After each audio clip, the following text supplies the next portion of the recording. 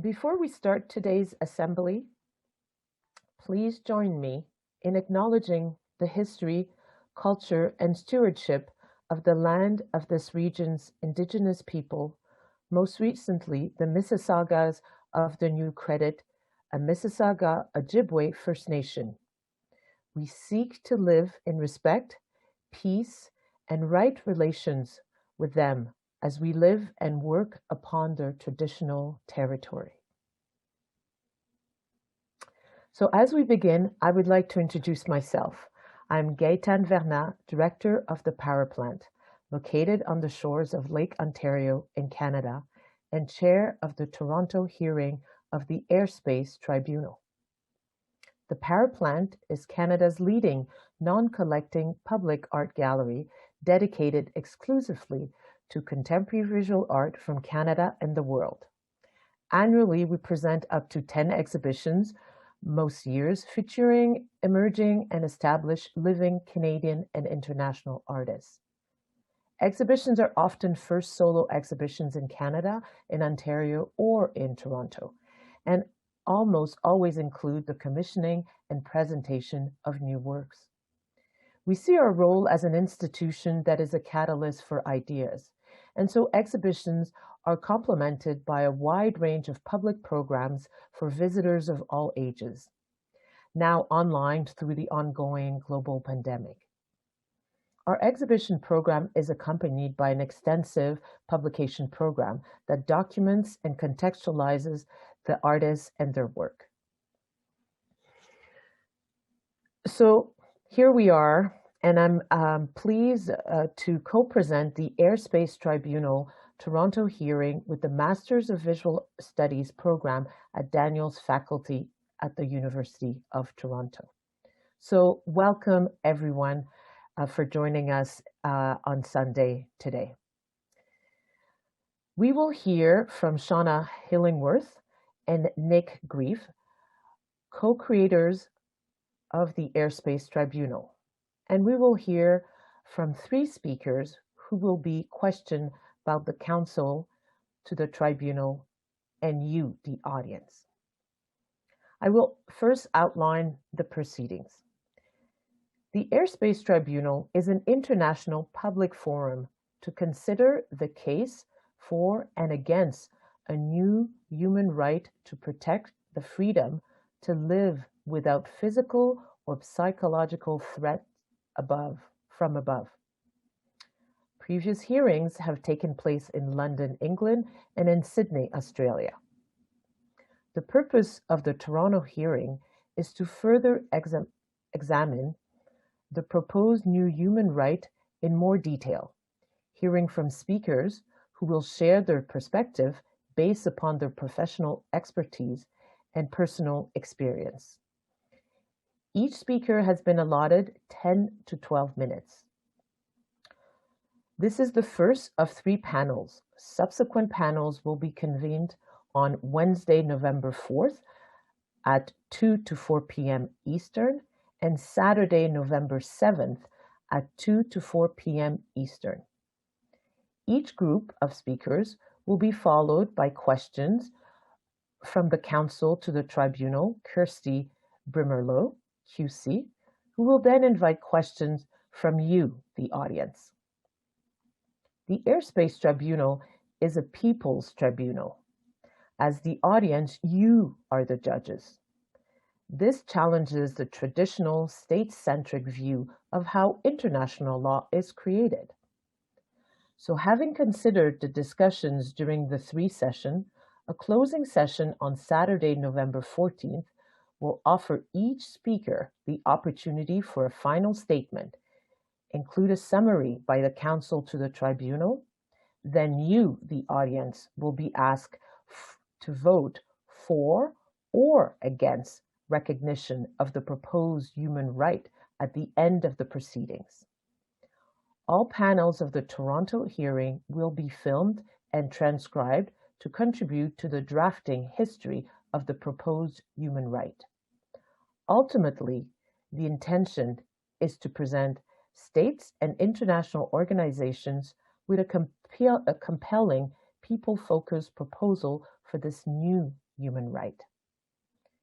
The Airspace Tribunal will form a central part of Shona Illingworth's new body of work, Topologies of Air, which will be exhibited at the Power Plant in Toronto in fall 2021. The Airspace Tribunal will also feature in a publication to accompany the exhibition and in a special issue of the Journal of Digital War in 2021, sorry. And now I'm delighted to introduce the co-creators of the Airspace Tribunal. Shona Illingworth is an artist whose video and sound installations and research-led practice investigates memory, culture erasure, and structures of power and their impact on how the future is imagined in situations of social tension and conflict. She is Reader in Arts at the University of Kent. Nick Grief specializes in international law, airspace law, and human rights. He is a member of the legal team nominated for a Nobel Peace Prize, which in 2016 represented the Marshall Islands and in the International Court of Justice in cases against India, Pakistan, and the UK concerning the obligation to negotiate in good faith towards nuclear disarmament. He is Emeritus Professor of Law, University of Kent, and practices at the bar from Doughty Street Chambers, London, UK.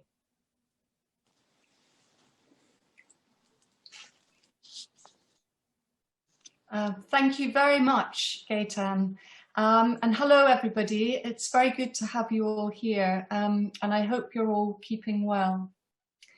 First of all, Nick and I would like to thank Gaetan Verna for being our host and chair, and the Power Plant for co-presenting this hearing with Charles Stankiewicz and the Master for Visual Studies programme at the Daniels Faculty of the University of Toronto. We would also like to thank Josh Heumann at the Power Plant for all of the work he and his team have done with us to organise this hearing, and Amin Al-Saden, curator of the forthcoming exhibition at the Power Plant in autumn 2021. We thank Kirsty Brimelow QC for once again bringing her considerable expertise and experience in human rights law to these discussions and for being our counsel to the tribunal. And thank you too to all of our speakers who have generously agreed to bring their expertise and experience to these discussions. And thank you too to you, the audience, who are, as Gaetan has said, our judges in this hearing. The Airspace Tribunal has had the support of many individuals and organisations since we established it in 2018. And we'd like to thank the Wapping Project and the University of Kent for their early support, and Doughty Street Chambers for hosting the inaugural hearing in London, and the Big Anxiety Festival, Jill Bennett and Jackie Dent for working with us on the hearing hosted by the Ethics Centre in Sydney. We'd also like to thank the growing network of people who have presented at and attended these hearings, and the organisations with which we are working with and collaborating on future hearings in different parts of the world.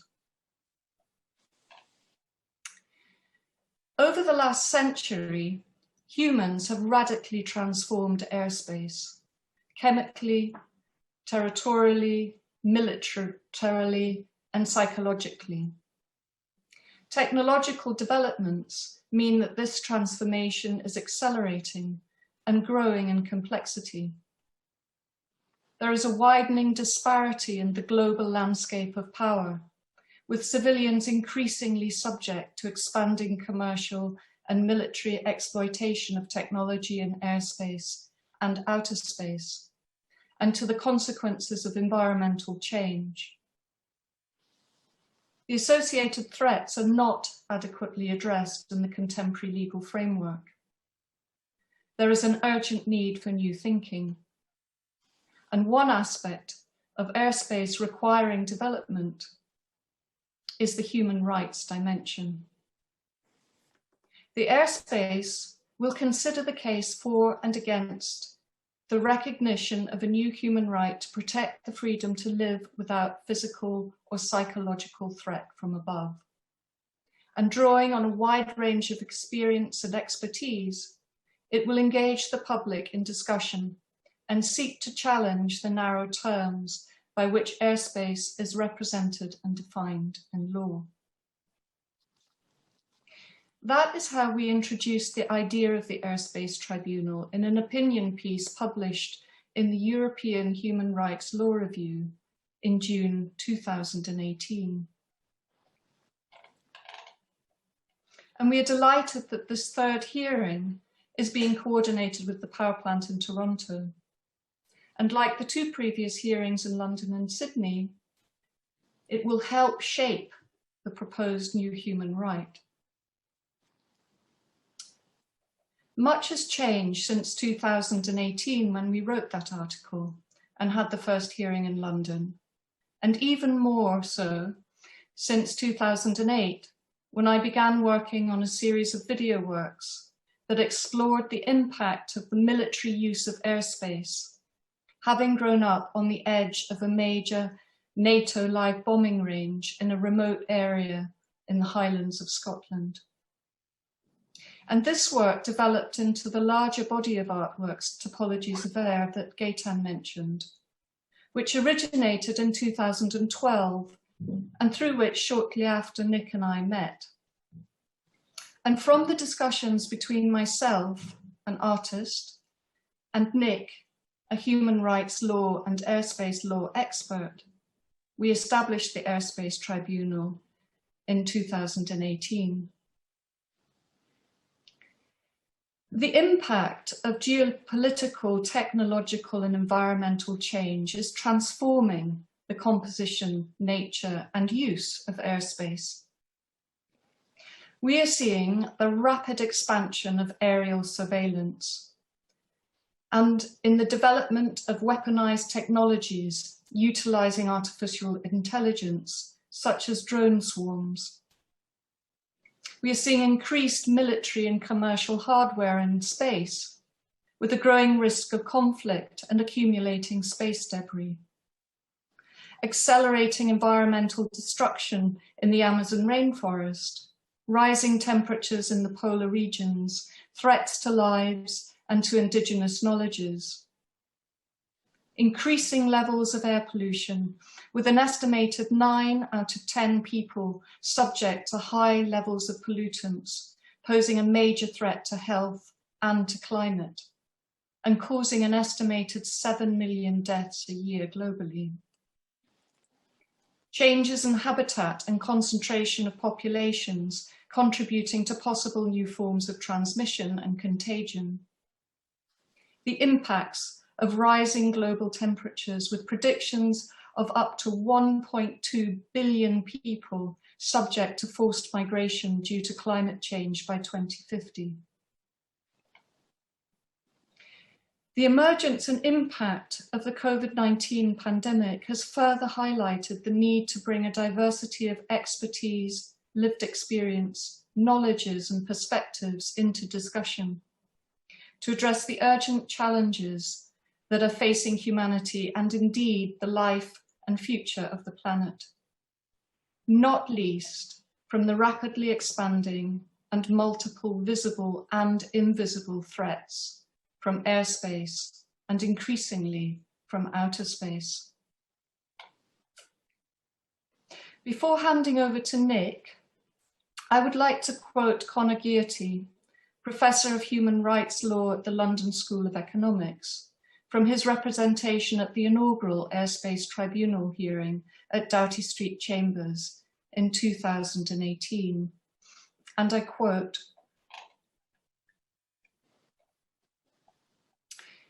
"There is a space where the language of human rights can be deployed to fill a gap in our understanding of the world, which is rooted in changing observations about what equality entails, about what esteem and empathy entail.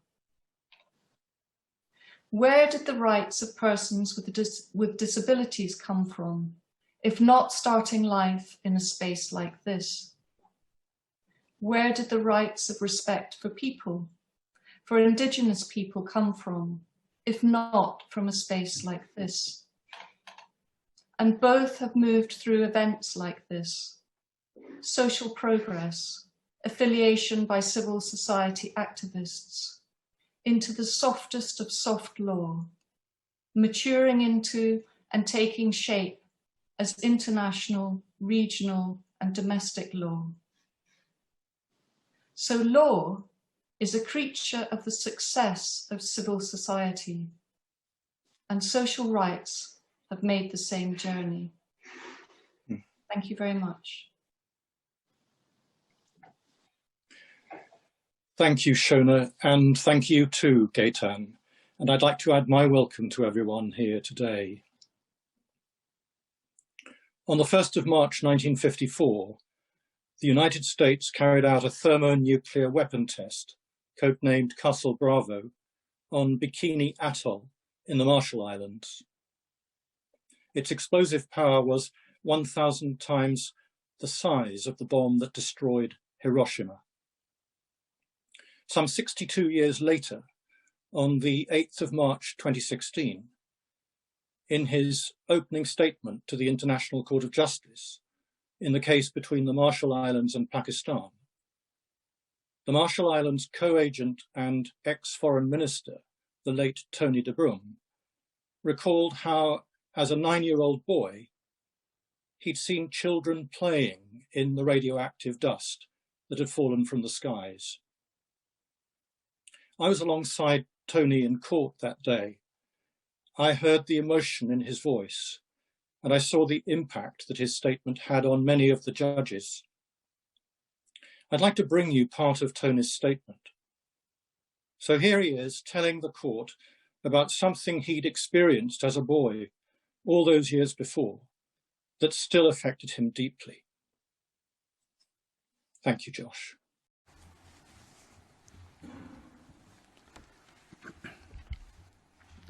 Mr. President, members of the court, it is again a privilege and honor to appear before you as co-agent for the Republic of the Marshall Islands, this time in the case of Marshall Islands versus Pakistan. Yesterday was a beautiful morning here in The Hague that featured a picture-perfect snowfall. As a tropical state, the Marshall Islands has experienced snow on one memorable and devastating occasion, the 1954 Bravo tests of a thermonuclear bomb that was 1,000 times the strength of the Hiroshima bomb. When the explosion occurred, there were many people, including children, who were a far distance from the bomb on our atolls, which, according to leading scientists and assurances, were predicted to be entirely safe. In reality, within 5 hours of the explosion, it began to rain radioactive fallout on Rongelap. Within hours, the atoll was covered with a fine white powder-like substance. No one knew it was radioactive fallout. The children thought it was snow. And the children played in the snow. The children ate the snow. So one can understand that snow, while beautiful, has a tragic and dark history in the Marshall Islands. Thank you very much, Josh. One of the things the Marshallese people lost that day, like others before them, was the freedom to look up at the sky without feeling threatened. Just over a century ago, in October 1919, the Convention relating to the regulation of aerial navigation was concluded in Paris. For the first time, an international treaty proclaimed that every state has complete and exclusive sovereignty in the airspace above its land and sea territory. That principle was later confirmed and restated in the Chicago Convention of 1944. As Professor Richard Falk has argued, sovereignty based on territorial boundaries and international recognition tends to override human rights concerns when those two sources of rights clash. But human rights are vulnerable, even where there is no sovereignty. In 1967, 10 years after the launch of Sputnik 1, the first artificial Earth satellite, the Outer Space Treaty was signed, and it codified key legal principles governing outer space, declaring space international, in other words, no sovereignty, and declaring that its exploration and use should be the province of all humankind and for peaceful purposes. Today, though, that regime is under pressure, especially from powerful military interests. In July this year, with echoes of the United States Star Wars program of the 1980s, Russia tested an anti-satellite weapon in outer space. Would the rights and freedoms of people here on Earth really be unaffected if war broke out in space? A person's human rights may be engaged and violated by something that originates in outer space, just as if it originated high up in the airspace, or indeed immediately above our heads. We urgently need to reconsider the uses of airspace and outer space, with a renewed emphasis on human rights protection. After World War II, the adoption of the Universal Declaration of Human Rights and of regional instruments like the European Convention on Human Rights marked the inception of modern international human rights law. Arguably, though, the rights proclaimed in these and other instruments are no longer sufficient to protect people against threats experienced from or through airspace. Developments in surveillance and military technology and increasing existential threats from nuclear and conventional weapons and from environmental pollution demand a radical response to the rapidly changing uses of airspace and outer space and the growing disparity of power. A response befitting what the Universal Declaration calls the inherent dignity of all members of the human family. And that is why Shona and I have established this Airspace Tribunal to consider the case for and against the recognition of a proposed new human right to protect the freedom to live without physical or psychological threat from above. Against that background, let me turn briefly to certain legal aspects of this hearing. First, do we need the proposed human right? Or to put it another way, aren't existing human rights adequate? Although it might be argued that what we're advocating is already covered by existing rights, such as the right to life, the right to respect for private life, or the right to liberty and security of person, I think there are compelling reasons for recognizing the proposed new right. In London and again in Sydney, for example, we heard why threats from above should be taken much more seriously than they are. And we may well hear similar testimony in this Toronto hearing. And there's precedent for human rights which were once subsumed within broader rights or freedoms, being specifically protected as thinking or technology evolves, like the right to protection of personal data, which has been carved out of the right to respect for private life. I think that's a good example of human rights evolving in step with advances in technology, not inhibiting the benefits of such advances. The proposed right would be a timely response to the various invasions of personal autonomy which people today are exposed to from or through airspace as a result of technological developments, especially people who experience physical or psychological harm as a result of hostile activity.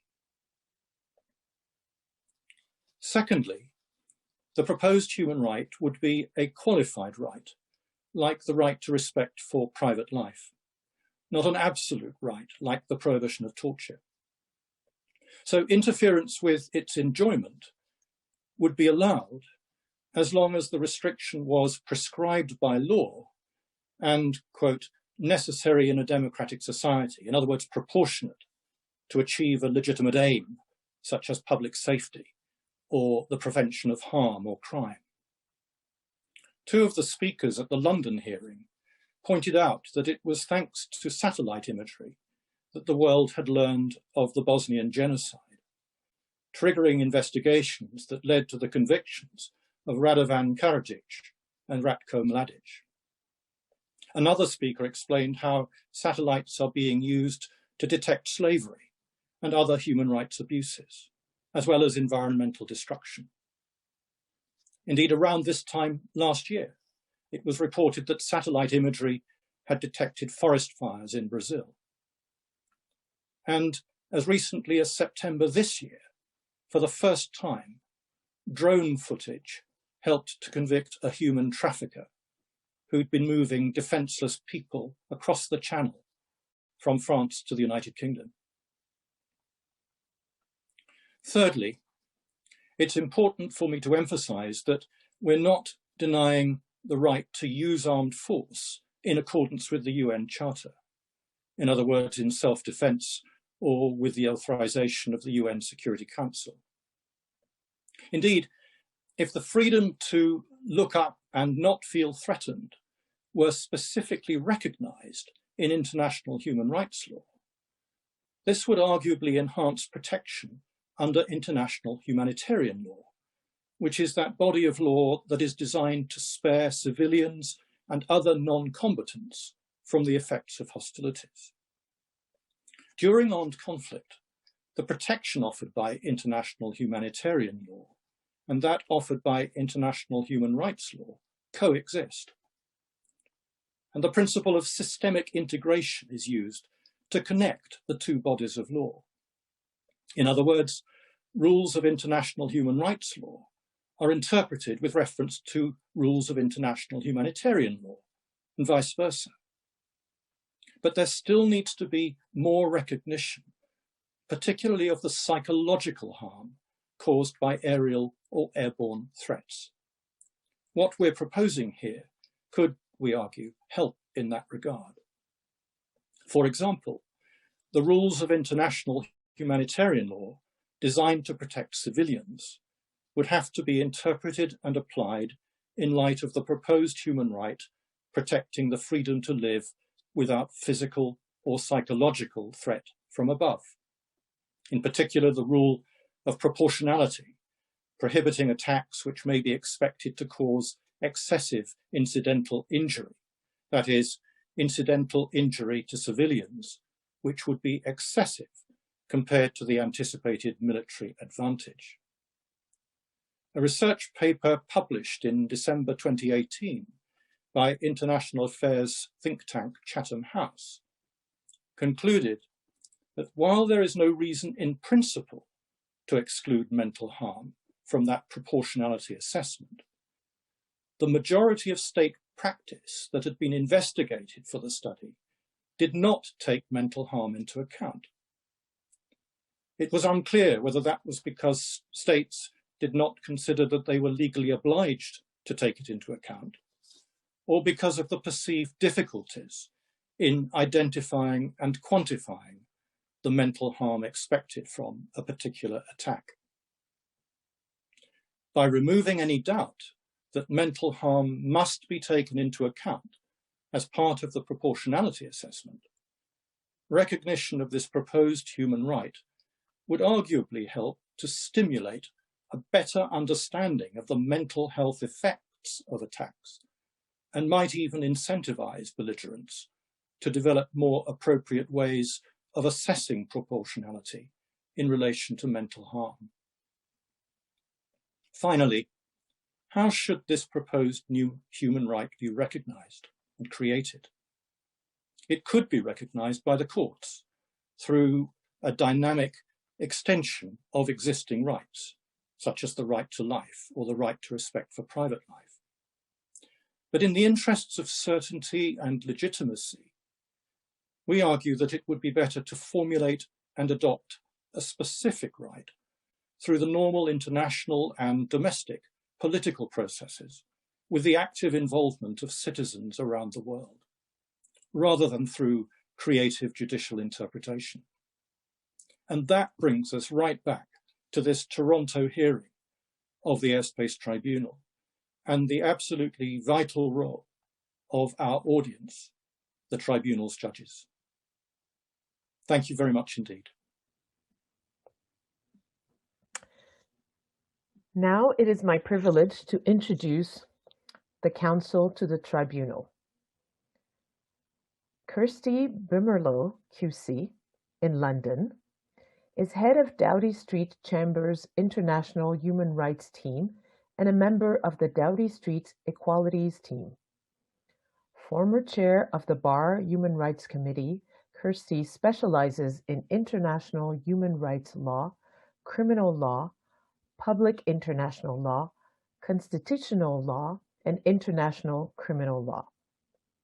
She frequently advises before the Inter-American Court of Human Rights, the ECOWAS Court in Abuja, Nigeria, the Court of Appeal of Nigeria, the Superior Tribunal of Santander, Colombia, the Supreme Court and Constitutional Court of Colombia, the United Nations Judicial Process, and the International Criminal Court.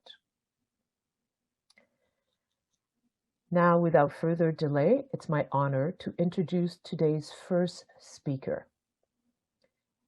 Derek Gregory is Peter Wall Distinguished Professor and Professor of Geography at University of British Columbia in Vancouver, British Columbia, Canada. He's completing a new book, Reach from the Sky, which is a genealogy and geography of aerial violence. His current research concerns medical care in and casualty evacuation from war zones from 1914 to the present. Hello everyone. I hope you'll forgive me for reading, but time is of the essence. There's nothing new about remote warfare. Armies have long sought to attack their enemies from a safe distance. But air power not only vastly expands the range of military violence, it also radically transforms its target. It changes its disposition. Zones of military violence are no longer clearly defined, bounded battlefields.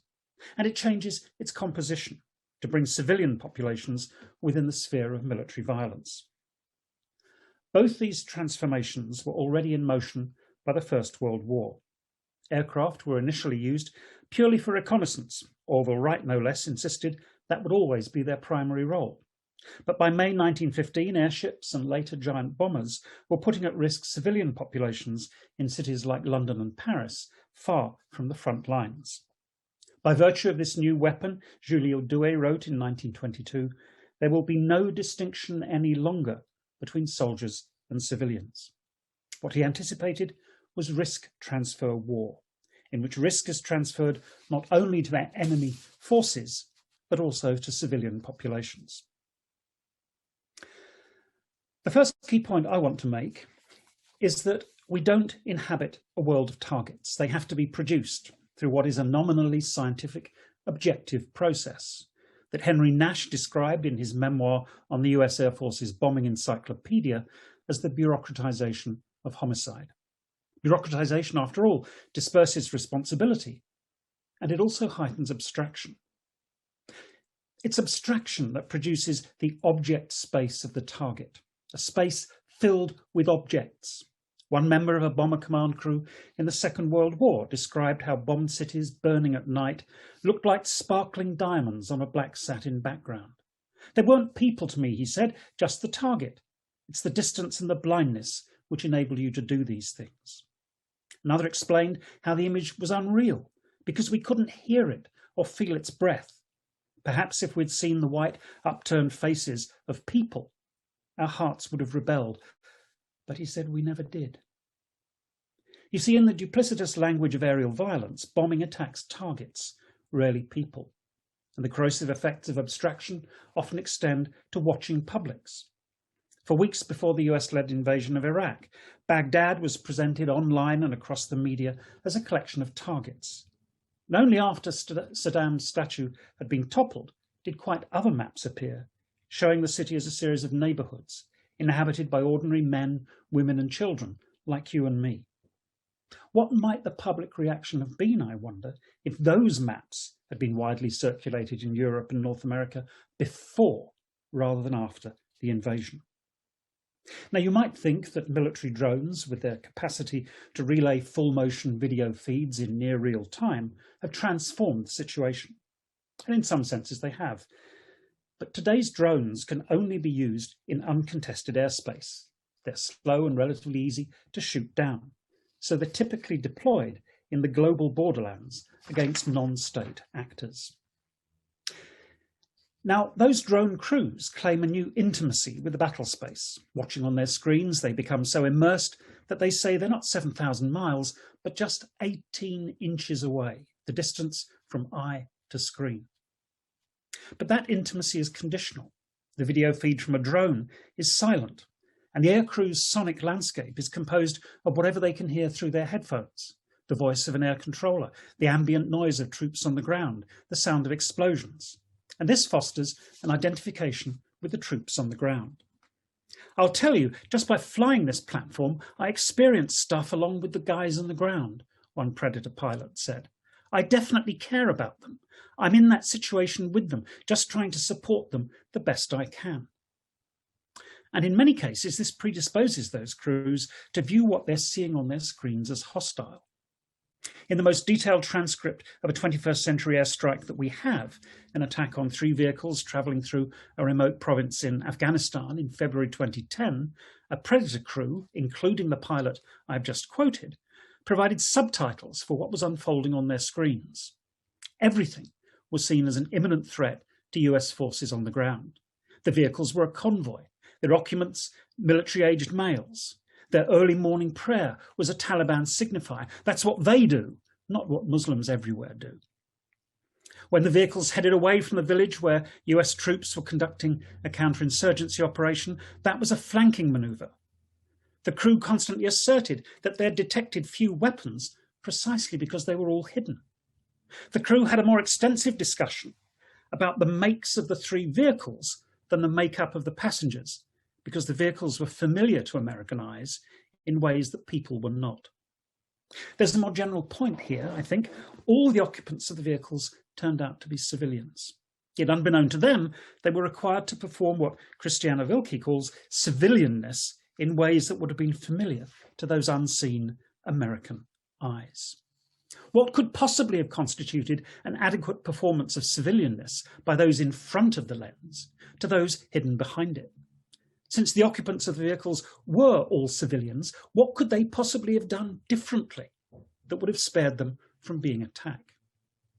But my second point is that the intensive, eruptive violence of death or injury from the air neither begins nor ends with the sound of bombs exploding. We need to understand the extensive, slow violence of bombing. With anticipation of aerial violence comes apprehension, what Paul Santamul calls traumatic earliness. Here's A.L. Kennedy in her novel On the Blitz. Walk anywhere and you'll catch yourself calculating out from where the first bomb would fall and blast the buildings open. You see targets beside targets, nothing but targets, and ghost craters looping up from the earth, shockwaves of dust and smoke ringing, crossing. You feel the aerial photograph staring down at where you stand, waiting to wipe you away. And fast forward, here is Salam Pax describing the anxious nightly wait in Iraq's beleaguered capital in March 2003. We start counting the hours from the moment one of the news channels report the B-52s have left their airfield. It takes them around 6 hours to get to Iraq. On the first day of the bombing, it worked precisely. Yesterday, we were a bit surprised that after 6 hours, bombs didn't start falling. We found out today in the news that the city of Tikrit got the hell bombed out of it. Today, the bombers took off at 3 p.m. and in half an hour, we'll know whether it's Baghdad tonight or another city. But London in 1941, Baghdad in 2003 at least had air raid warning systems, air defences, air raid shelters. However imperfect those turned out to be, they're all much more limited or even non-existent for those who live in the world's borderlands. Traumatic earliness has a still sharper significance. Some commentators have identified the individuation of warfare as one of the signature forms of later modern war, so-called targeting killing, what Gregoire Chamayou calls a situation in which the body becomes the battlefield, or as the US Air Force sometimes puts it, the ability to put warheads on foreheads.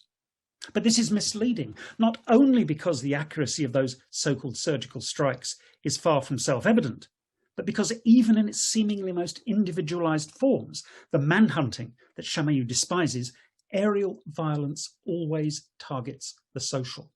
It haunts people's everyday lives, hollows them out, makes them wary of the most casual or ordinary social encounters. Here are two people living under the threat of drone strikes in Yemen and in Pakistan. If I'm walking in the market, standing on the road, even in mosques, if we're praying, we're worried that maybe one person who's standing next to us is wanted. Or again, the drones, tonight they're flying over the village. It's like sitting next to someone playing with a revolver. You're afraid it may go off at any moment. Now, targeting the social extends after an airstrike too, as the contours of trauma snake out to envelop the population at large. I'm thinking not only of the dangers of rescue, the physical dangers from damaged buildings and fractured power lines, the danger from a double tap in which first responders are deliberately targeted. Neither am I thinking simply of the challenge of providing medical care to the survivors, many of whom will have suffered life-changing injuries, all the more difficult where hospitals have been deliberately and systematically targeted from the air, where medical supplies and casualty evacuations are confounded by siege lines, as in Syria. And I'm not even thinking of the problems of rehousing and feeding newly homeless populations. Because you see, as Samuel Weber reminds us, every target is inscribed in a network or chain of events. It's true that smart bombs and laser-guided missiles have become much more accurate. But with the refinement of so-called precision targeting has come an enhanced capacity to target the social. Not indiscriminately, the area bombing of the Second World War, the carpet bombing of Vietnam, but deliberately and systematically. Because the effects of aerial violence ripple out through networks of cascading effect. It's now possible to target a power plant with precision, even to take it out in the early hours of the morning, when only a caretaker and a skeleton staff are on site, to minimise casualties. But as power is cut, so desalination plants are forced offline. Water pumping stations and sewage treatment plants fail. Hospitals are without light and power for their medical equipment. Air conditioning and filtering. Fridges shut off. Food perishes. And a wider population has been invisibly targeted. Countless lives knowingly and deliberately put at risk. And those ripple effects extend out over space and through time before that sudden, immediate, eruptive violence of the bombs falling and striking their target. Now, these effects might be marginalised or even legitimised by militaries as so-called collateral damage, but they're hardly accidental or incidental. They're the very effects that so-called effects-based operations are designed to produce. And aerial violence is one of the most powerful, most incendiary ways of producing them. Let me end with this personal reflection. I grew up as part of the post-war generation that had to come to terms with living under the threat of nuclear war. Much of my work recently has in fact explored the astonishing connections between nuclear weapons and, yes, those military drones that I spoke about a moment or so ago. How, you might imagine, could there be any connection between something so devastating, so catastrophic as a nuclear explosion and these tiny little drones? I discovered all sorts of hideous connections. And as I discovered them, I remembered the campaign for nuclear disarmament, the passionate marches and its urgent calls to ban the bomb. I understood that then, and as a result of my recent research, I understand it even more now. But I've never understood why we don't want to ban all bombs. Thank you. Thank you very much. At this time, it's my honor to introduce today's second speaker, Benga Odunton. He has written extensively on air and space law. He is a reader in international commercial law at Kent Law School, University of Kent, England, UK. And he's also a solicitor and barrister of the Supreme Court of Nigeria. Thank you very much. It's an honor for me to speak before this tribunal today. I have a short time to make my presentation, which will be centered around the topic of the airspace, outer space, satellite technology, and human rights. The arguments I will be trying to make is that the airspace and outer space represent new opportunities for us as humans to interact, to be globalized, and to exercise all forms of freedoms that are legitimate.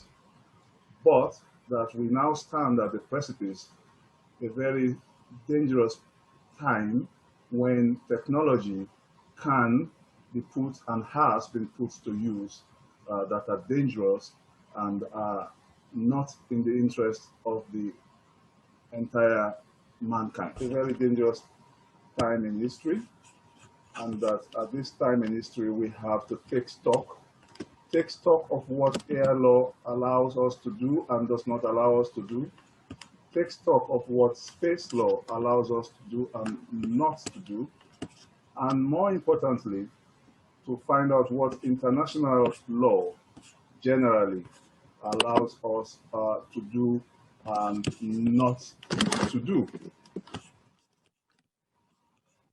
Struggling to find presentation.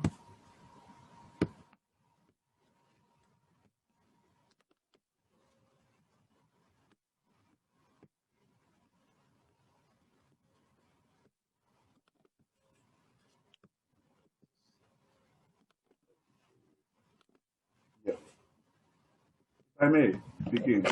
International law is the body of law that governs the interests and legal consequences around states and bodies that have international legal personality. In terms of what states can do in the airspace and what they can do in outer space, we have to look at the various treaties under international law that govern those spaces. Unfortunately, there is no universally agreed, precise, legal, technical, or political definition of where the boundaries between airspace and outer space can be placed. There are various suggestions, one of which I have pushed in literature, which is to recognize that the general argument in academic and scientific literature suggests that airspace ends around 55 miles above the Earth, and that outer space should begin at around 100 miles away from the Earth, and that there is a buffer zone of 45 kilometers, 45 miles rather, in between. The importance of ironing out this precise jurisdictional confusion of not having a precise point where airspace legally ends and outer space legally begins, can be of crucial importance in a discussion such as this. When damage is done from the air, which of the jurisdictions of international law governs the matter? Which of the treaties in international law governs the matter? It is still undecided. It is something that it is quite important to be decided upon by international law. Having said that, we should recognize that international space law and international space science offers us many advantages as well as dangers. One of the advantages which international space science offers us is the ability to use satellites as evidence to support human rights. If satellites and satellite technology can support human rights, they also can provide the basis upon which we can discuss upon human rights of the right to life, which prevents the use of weapons of mass destruction, weapons that have nuclear resources in them, and weapons that are indiscriminate in terms of their prohibiting them from the use on human populations.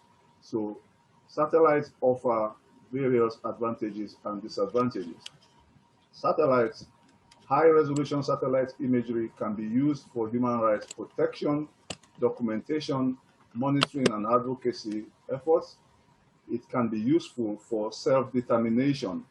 There are peoples on Earth who are still trying to exercise their rights to self-determination. Evidence from satellite imagery and outer space activities can be used to present evidence of the existence of their territories, the boundaries which they want to abolish or create, and so on and so forth.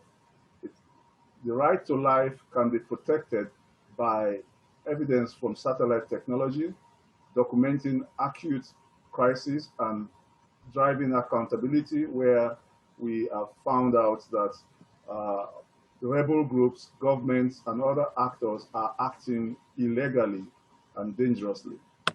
We also have the opportunity of using satellite and space technology and space activity to monitor safety and well-being in accordance with the Universal Declaration of Human Rights, Article 25, and the International Convention on Civil and Political Rights, Articles 4, 6, and 8. The rights to privacy of states can be threatened from outer space. In other words, rights under the UDHR, Article 12, and rights under the International Convention on Civil and Political Rights, Article 17, can be threatened in the form of satellite and remote sensing activities, which can affect cultural sovereignty, which can affect tourism in negative ways. In a sense, we have to agree with one of the fathers of modern space law, Bin Cheng, who spoke of the vulnerability of states. He said, before now, and I quote, "A state's territory is a castle. No one is allowed to enter it without its permission. Although aviation has added an extra dimension to the problem of states in controlling what goes on in their territory, their grip in law and in fact remains unaltered, so much so that from the legal point of view, the world resembles a series of immense airtight petroleum storage tanks, representing the various national states with their three-dimensional sovereignty. The arrival of the space age was as if the lid on the tank was suddenly ripped off and we can change the image.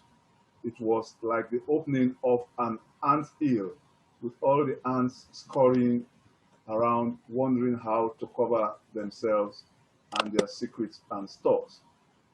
Hence, we have to join him in concluding that space technology can affect rights to privacy.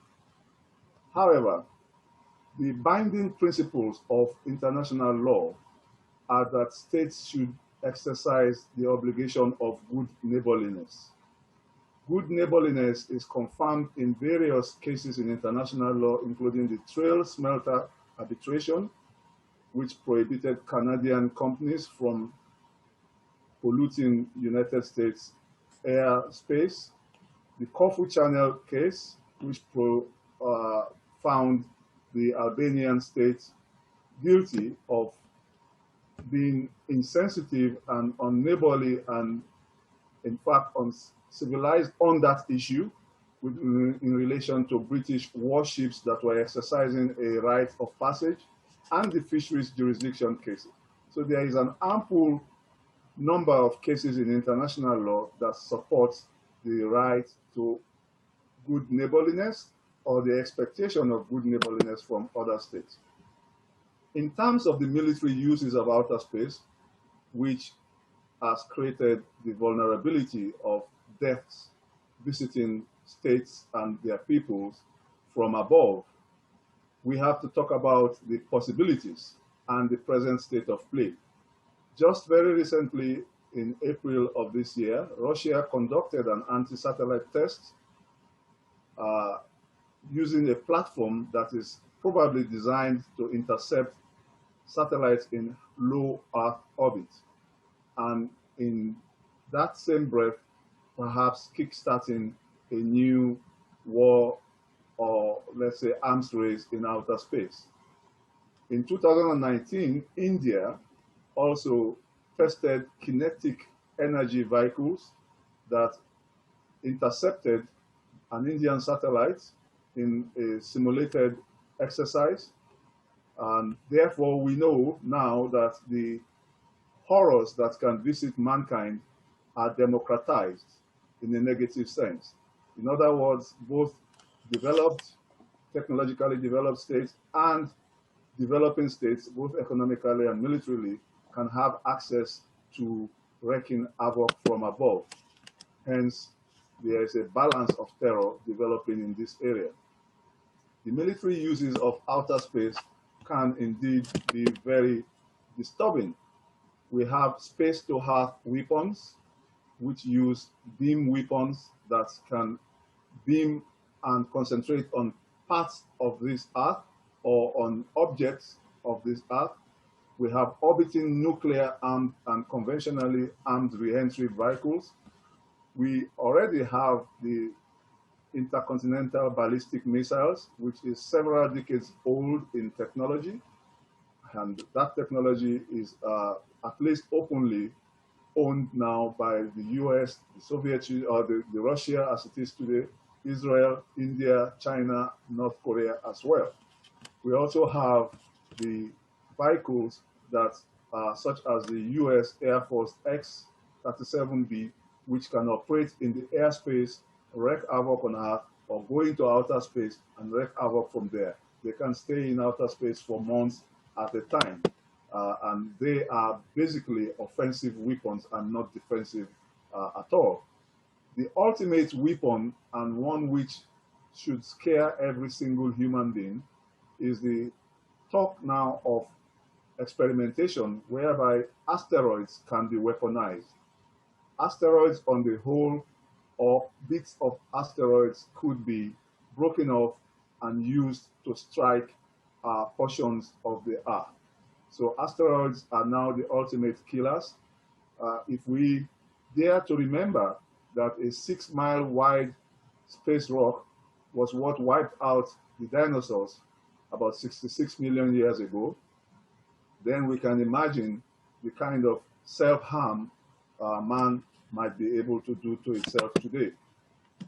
Therefore, the dangers are unbelievable, but they are clear and they are present in nature. We therefore have to look at the law. And the law, I am happy to say, is very much on our side as mankind. There are 5 originating treaties on space law, and there are 5 declarations and resolutions on outer space. I am happy to say that the preponderance of evidence is that all these treaties can be of good use to the argument that there is a human right for protection of damage and mass deaths from above. The Treaty on Principles Governing the Activities of States in the Exploration and Use of Outer Space, including the Moon and celestial bodies, was made in 1967. The Moon Treaty followed in 1968. The Convention on International Liability for Damage Caused by Space Objects, which can include damage to human beings and deaths caused on Earth, was put in place in 1974. There is a Convention on Registration of Objects launched into outer space, which can be very useful in pinning down whose object has created damage on Earth if the law was followed in terms of launching with a proper registration. Then we have the agreement governing the activities of states on the Moon and celestial bodies, which I referred to. You have 1 minute left. The 5 treaties on outer space that I also say are in form of agreements are also useful, but there would be little time to go into them. The important thing to note is that the outer space treaties, most of them make reference to the fact that the principles of international law are relevant in outer space, which means that the prohibition on the use of force in space in the relationship between states is very much in order. I draw attention to Articles 2.4 of the UN Charter, which says that all members shall refrain in their international relations from the threat or use of force against the territorial integrity or political independence of other states.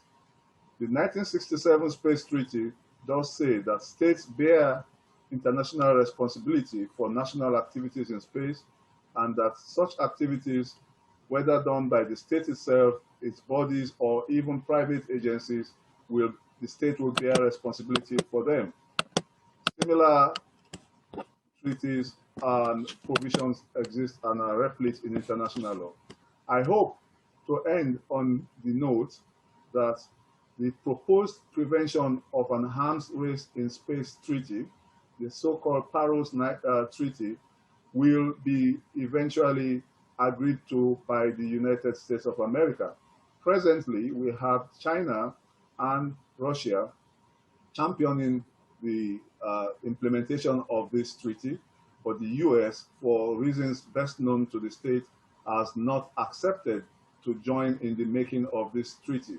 This treaty, which we should all encourage on this platform and on the various platforms we may have access to, would build on the efforts of the 1967 Outer Space Treaty to preserve space for peaceful uses by committing states parties to refrain from placing objects carrying any type of weapon into orbit, installing weapons on celestial bodies, and threatening to use force against objects in outer space.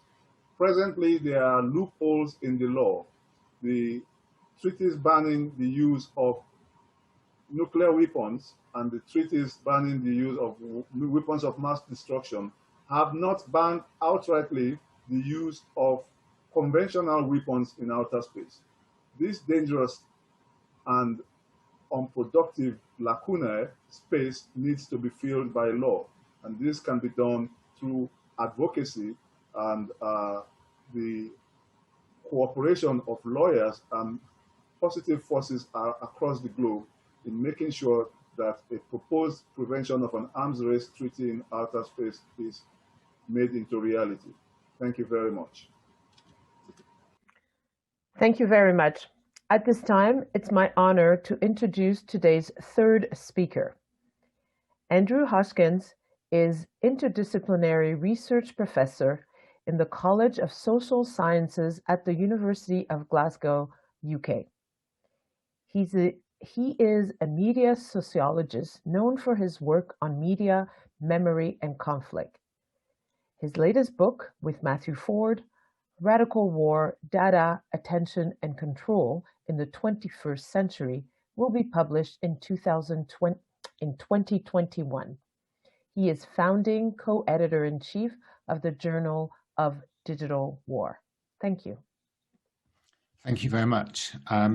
Thank you to Shona and to Nick for their inspirational imagining of the Airspace Tribunal, and to Josh and to Gaitan at the PowerPoint for hosting this event.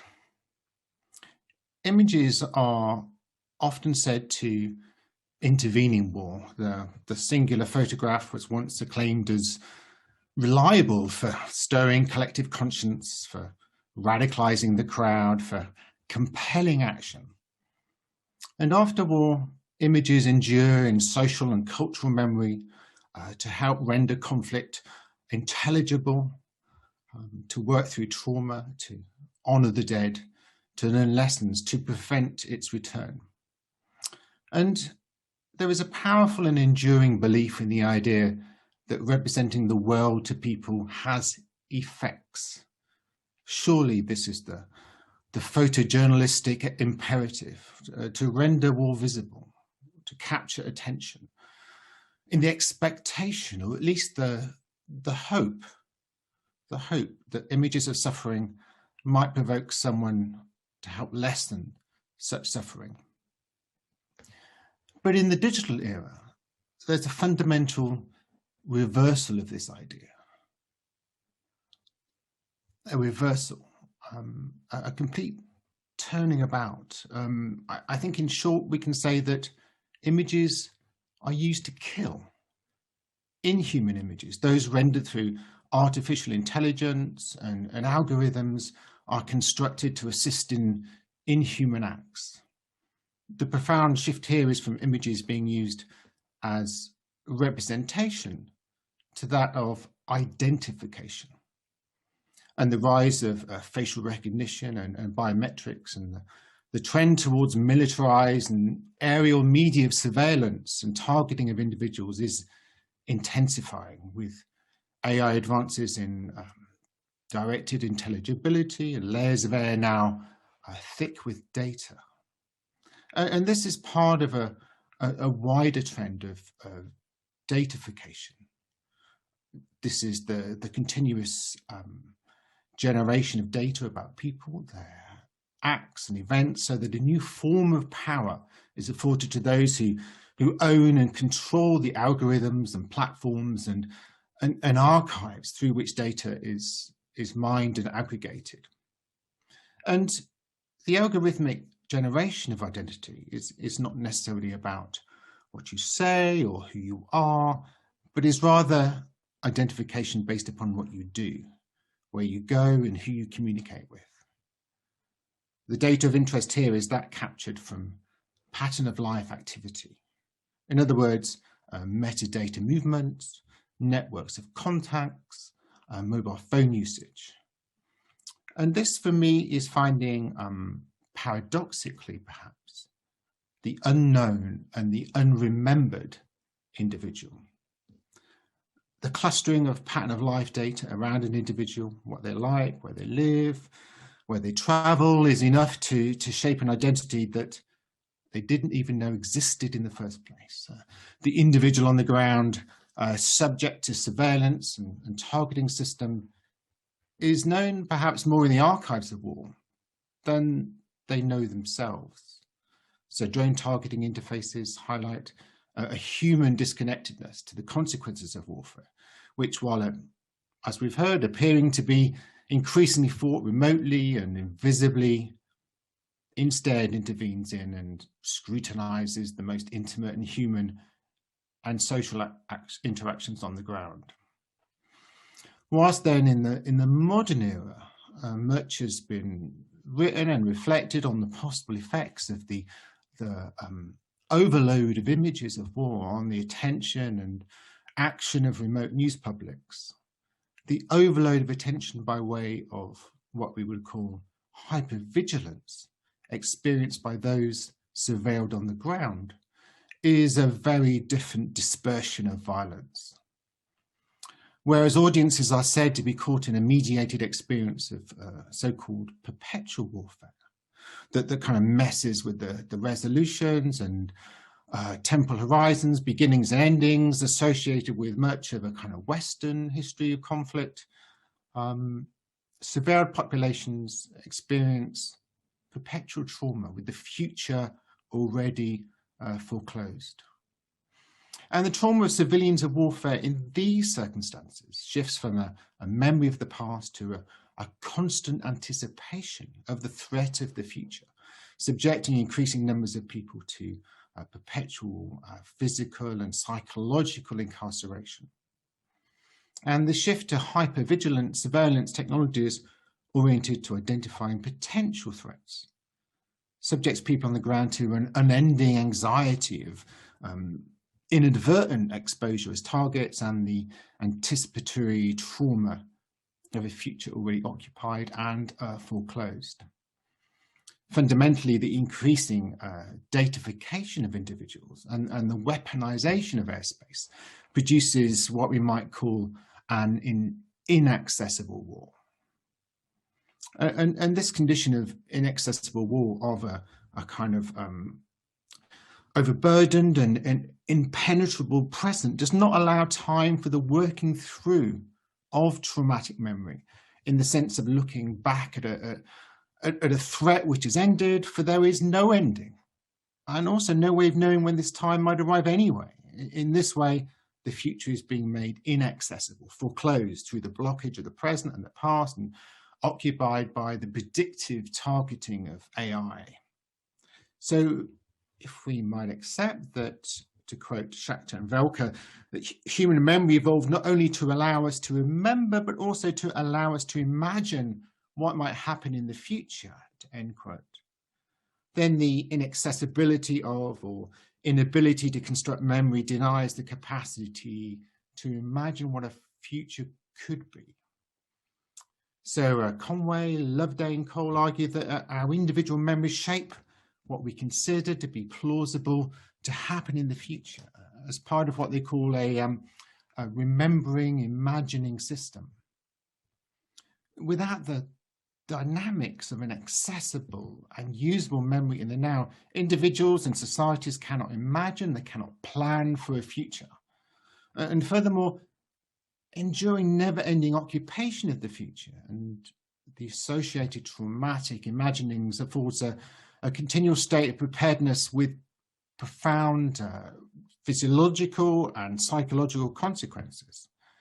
And Professor Catherine Loveday, in the evidence she gave to the London Airspace Tribunal, stated, and I quote from her, "People who are anticipating a fearful event or trauma of some kind, or violence of any kind, or any kind of threat, are not just idly picturing it, they are to some extent living that experience," end quote. And the trauma of war is often conceived of in relation to the memory of war. That is, as a past experience that needs to be confronted or worked through, or alternatively, David Reef's work, for example, forgotten. And remembering and forgetting war are thus seen in the context of learning lessons, of preventing repetition, honouring the victims, assuaging trauma, and in feeding the sometimes incompatible pursuits of reconciliation and justice and reparation. However, there are no such prospects for recovery from inaccessible war, because it never actually consolidates itself in an individual or collective or cultural consciousness. So to begin to think about how we might even conceive of a new human right to protect the freedom to exist without physical or psychological threat from above is incredibly difficult. If we cannot make visible, apprehend and make conscious warfare, if we can't render it humanly intelligible so that it may be retrospectively worked through in memory and in history, then how can it be legislated against or prevented? So as Sarah Kendall states, and I quote her, "When humans are unable to observe the phenomenon to be judged, human law lacks the optics to apprehend what lies beyond its reach," end quote. Some time ago, Paul Virilio wrote of an emergence of a new logistics of military perception. And he says, "The history of battle is primarily the history of radically changing fields of perception," end quote.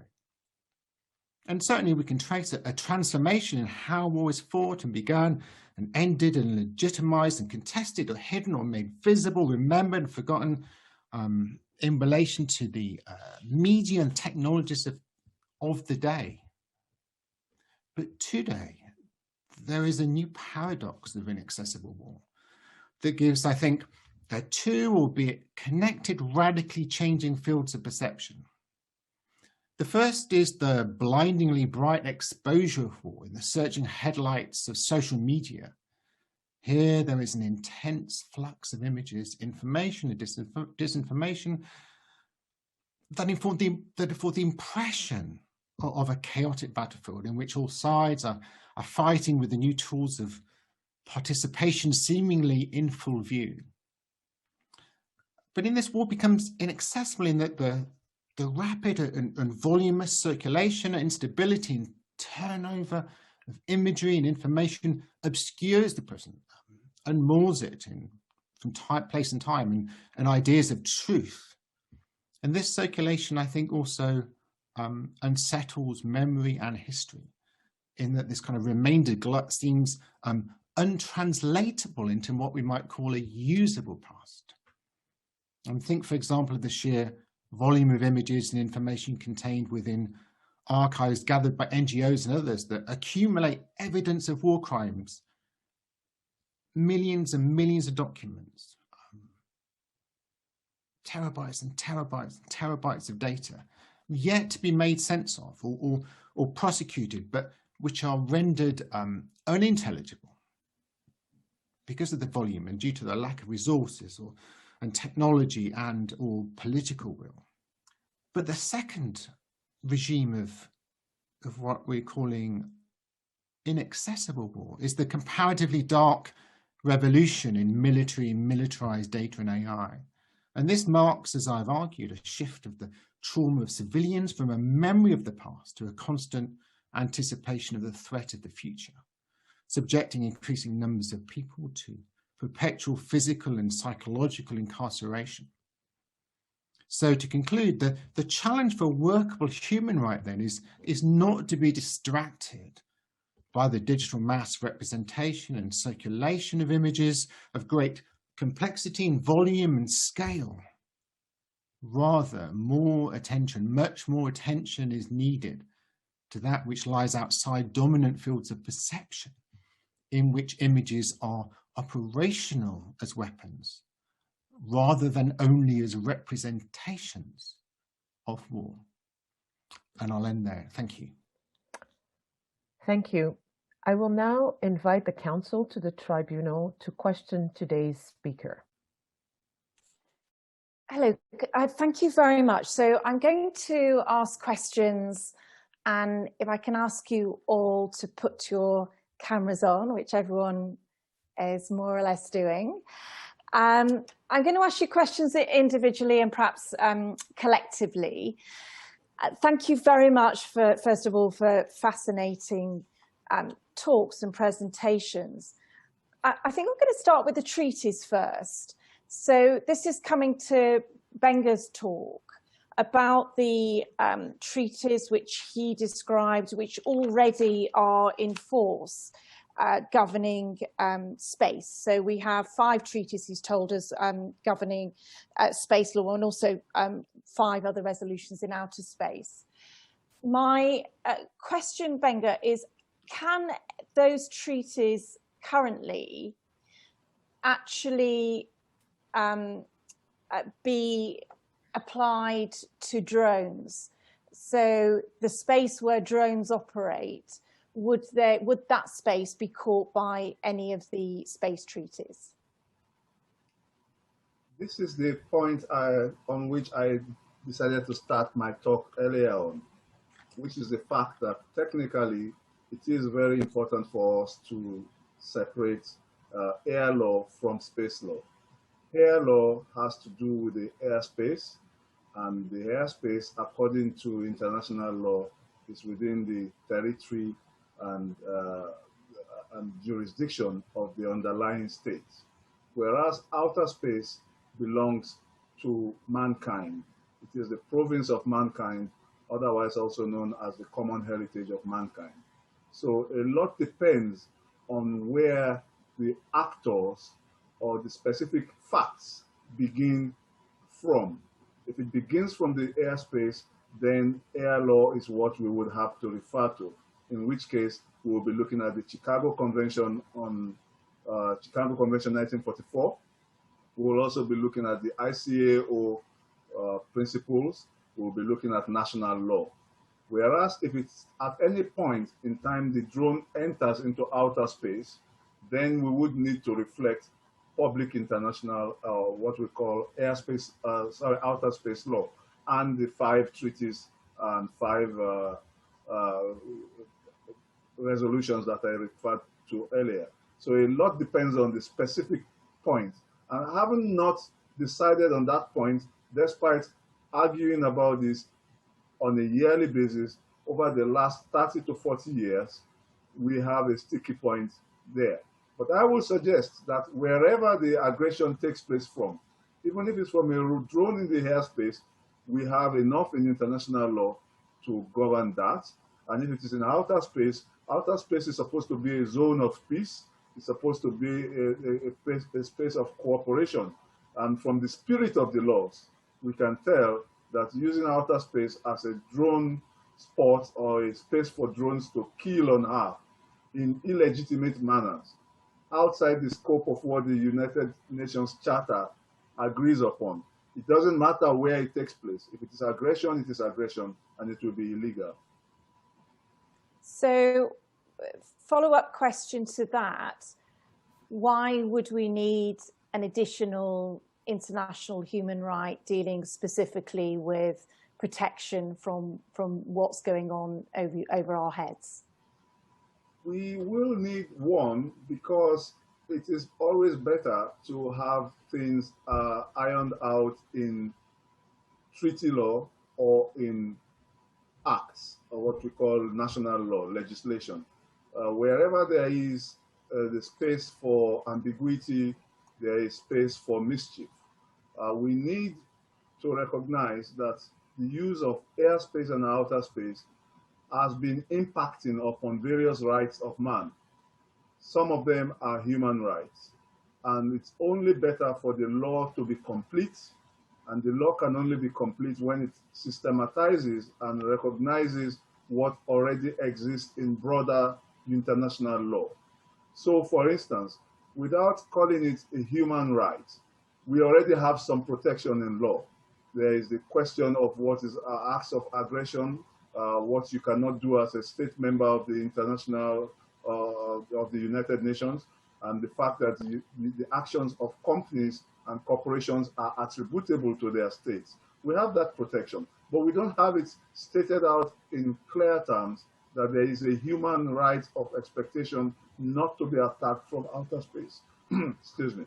I do think that it only makes us safer as human, as mankind, and it enhances the realm of the law if we have a human rights on this point. Mm-hmm.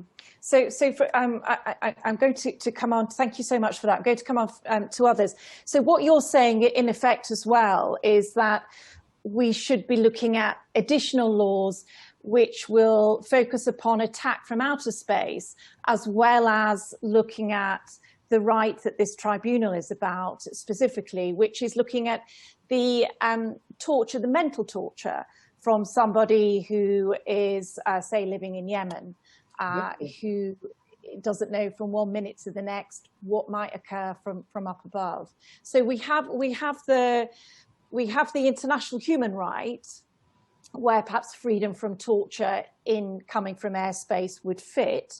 But am I understanding you correctly? You would also say that there should be amendments of current treaties or new treaties. Are you suggesting, you've referred to the treaty that's supported by Russia and China at the moment, but in addition to that, are you saying that there should be a further treaty that is lacking in order to deal with the increase in aggression that we're perhaps seeing in outer space? There is already a problem that states are at the very time when they should be coming closer and developing more rules governing outer space, they are actually getting shy of signing up to treaties in relation to outer space. So making a new treaty on this specific point, I think, will not be the best direction to go. It is possible, but it's not going to be efficient, because if we eventually have a treaty, it may end up that very, very few states will sign up to that specific treaty. What I think can be done is to go through the method of amendments to the existing treaties. Several of them have dates within them within which they have to come up for certain kinds of amendments, such as the Moon Agreement, for instance. At that point, and at such avenues, including the use of the UN Committee on Peaceful Uses of Outer Space, we could say that some of the existing treaties should be amended. And there's always, of course, the possibility of a fresh resolution at the General Assembly, which is one of the best ways to test these ideas. If the General Assembly of the United Nations meets as it does every year, and then decides that there's the need to fine-tune the law in relation to protecting human rights specifically, it can only be a good thing. Great, thank you so much. I'm going to ask that those who are our tribunal, so basically our audience, please do put any questions in the Q&A. It's rather quiet at the moment. And one question you might want to consider in the tribunal, I don't know, is what you think about the United Nations. Do you have any faith that another resolution from the General Assembly actually in pragmatic, practical terms has any effect? So any comments around that, what you consider, anything you want to ask the panel, please do put in the Q&A. But I thank you very much, Renga. I'm going to ask now Derek, and also this might be one for Andrew.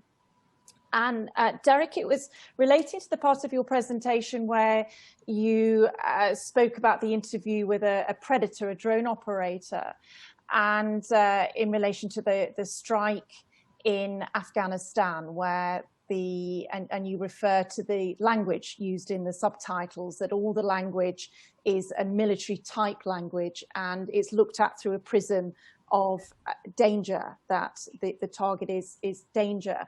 And Andrew, you also spoke about about data and how we inaccessible wars and how we view imagery. So the question is really to both of you is, what suggestions do you have to change that as to how we view, specifically with a drone operator? Is it as simple as that there is some global mechanism of training which alters the type of language that's used, and that might bring in more of a human element to it? And Andrew, in particular, on use of language and perception and ability to see humans behind an image and that connection.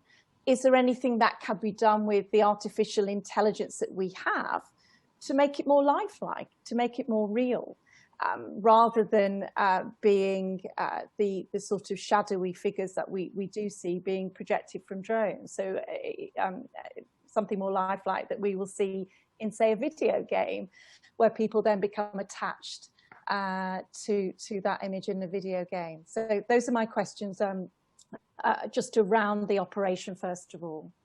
And perhaps, Derek, if I can ask you, just simply because you're next down from me on my screen, if I could ask you to take the question first, and then if I can come on to Andrew, please.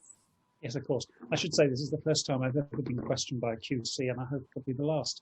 But friendly question. Yes, I realise. No, the drone strike in 2010 is not good one in all sorts of reasons. It's 10 years ago, but it's the one for which we have the most detailed knowledge as the result of a Freedom of Information Act request launched by the ACLU in the United States. And it was also a model investigation in so very many ways. So the first thing I need to say about that is that although it's heavily redacted, it is possible to read the whole corpus of documents and reach all sorts of conclusions. But one of the most extraordinary things about it is that the investigation into that incident was required to be independent of all other similar investigations. In other words, it's not possible for those investigating that incident to draw on what you might call case law, because there isn't any. They're explicitly forbidden for saying, well, you know, the same kind of thing happened here and here and here. It did make recommendations for the future, but I think that the ability and even the willingness of advanced militaries to learn from these kinds of investigations is remarkably limited. There was an extraordinary report by two people, Azmat Khan and Anand Gopal, called The Uncounted, in the New York Times, which looked at airstrikes in Iraq. It found that the number of strikes resulting in civilian casualties was something like 31 times greater than that acknowledged by coalition forces in Syria. And yet they too point to the fact that there's an unwillingness to learn. So I think that's the first point. These mistakes are repeated over and over and over again, even as the technology improves. There were attempts as a result of that investigation to ensure that everyone in the loop, everyone in this vast digital network, had access to skilled interpretation from video analysts. But it turns out that the quality of the video feed varied dramatically over space and through time, and those charged with carrying out that detailed scrutiny of the video, not the drone crew, these were people down in Florida, had such a poor feed that their task was incredibly difficult. But even if that feed were crystal sharp and clear, and you could, as it were, see everything, it still wouldn't make the battle space transparent, because it depends on how you're reading it, how you're seeing it. And again, there have been attempts to change the vocabulary, to drop the language of military-age males, for example, which is clearly prejudicial. But when you have an aircrew which is more fixated on the makes of the vehicles than the makeup of the people inside them, then what you need is not simply, I think, more technical change, a tightening of regulations, but what you need is a much greater cultural awareness. And it's important to understand that cultural awareness training became a very important part of counterinsurgency operations on the ground. But there seems to be an assumption somewhere that you know, if you're up there, in the air, you don't need it. And yet these are the crews which say that they have this new intimacy. My God, they need it.